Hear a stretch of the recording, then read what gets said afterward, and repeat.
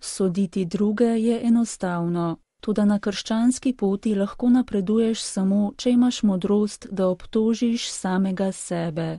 Tako je zatrdil papež Frančišek med homilijo, ko je po postnih duhovnih vajah zjutraj ponovno daroval sveto mašo v kapeli doma svete Marte.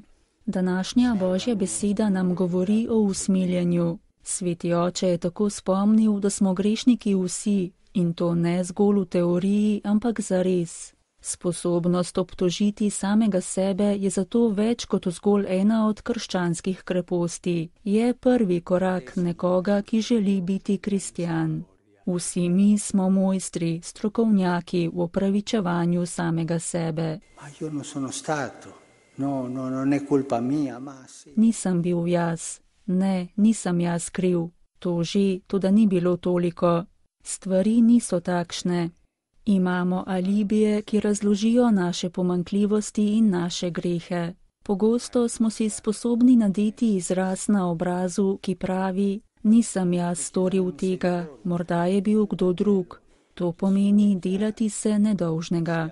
Tako se ne more napredovati v krščanskem življenju. Po papeževih besedah se zgodi nekaj čudnega, kadar se poskušamo obnašati na drugačen način, kadar se začnemo zavedati stvari, ki smo jih sposobni narediti. Najprej se počutimo slabo, saj občutimo gnus, nato pa nam to da mir in zdravje.